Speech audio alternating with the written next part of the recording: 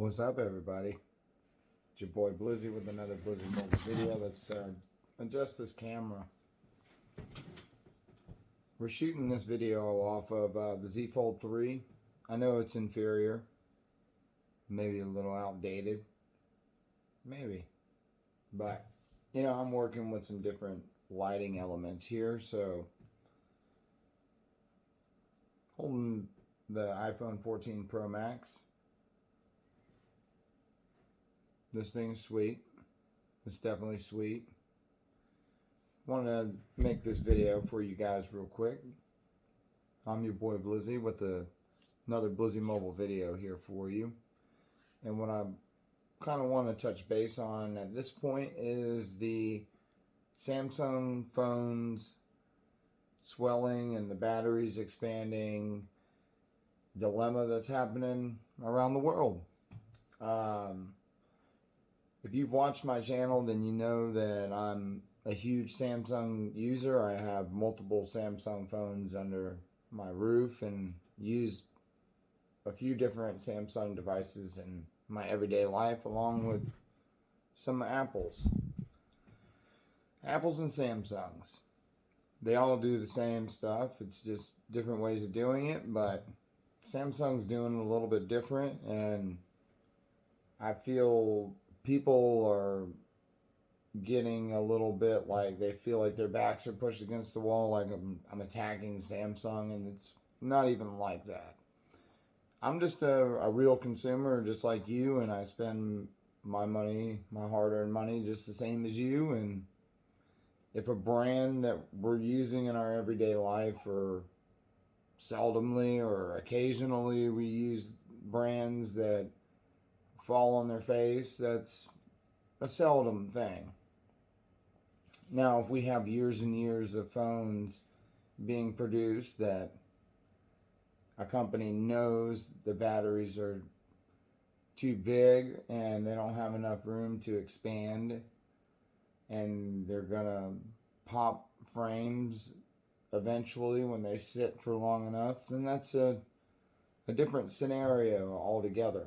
And I'm not necessarily saying that, but hey, they're going to test some of these different phones that people are having issues with. And there are quite a few different YouTube channels out there that you can view this for yourself. And, you know, I have people in my other videos leaving comments saying that they have multiple Samsung devices in their drawers that they have stored, and I understand that part too, but you have to also understand that there's millions and millions of these phones being sold around the world,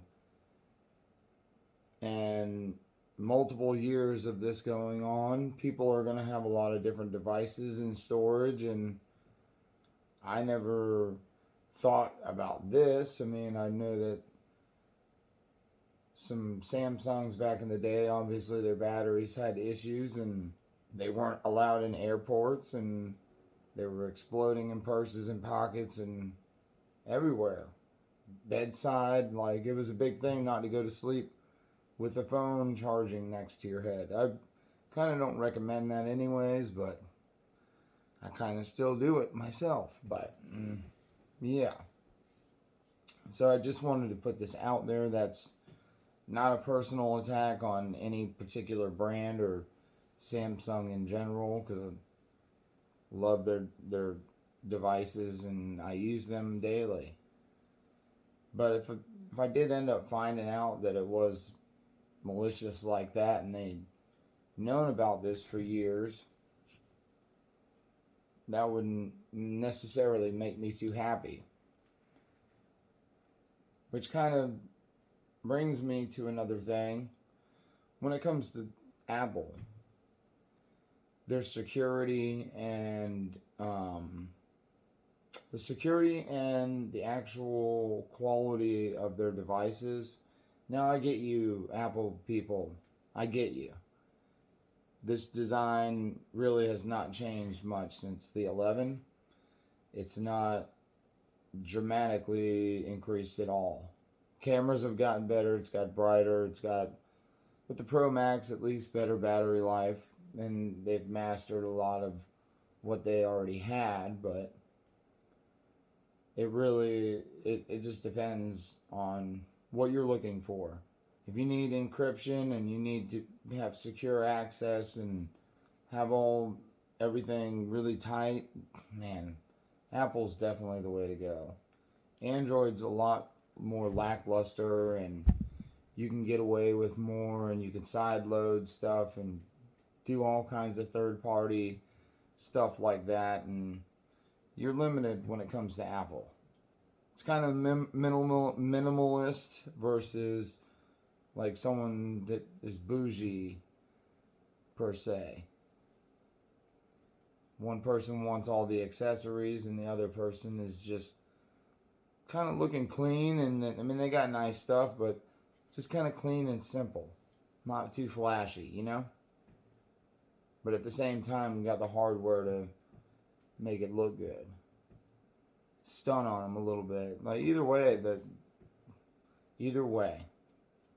the curved displays are really nice with Samsung, and they started doing that around the S6, and I had all those, and that's when I was heavy into Android, and ever since then. So 2022 to get back into the iPhone world is a cool little adventure, and I enjoy it. And once again, I'm not trying to attack anybody's brand, and just spreading the news and letting you guys know.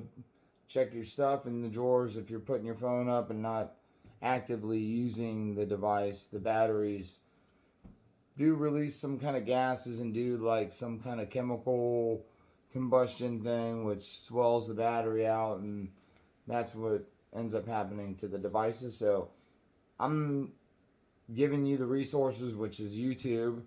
I'm not going to drop a bunch of links in this video and press this subject anymore, but just so you know, this goes back to the S10 and I believe some of the S8s, and I know and one of the guys on YouTube was Z Fold 2 actually separated on him. So these are relatively newer devices. So some of them, millions of devices being sold from Samsung.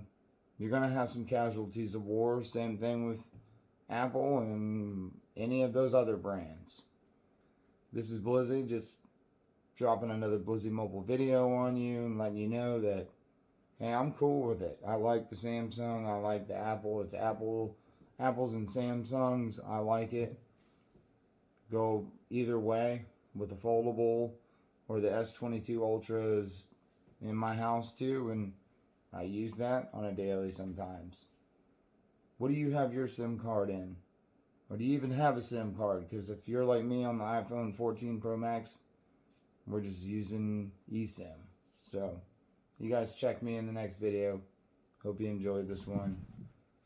Well, before we get out of here, check out that spec. The iPhone 14 Pro Max case and those camera bumps. Yep. We're out of here, you guys. Have a great one. Comment, subscribe, and make sure you like that video.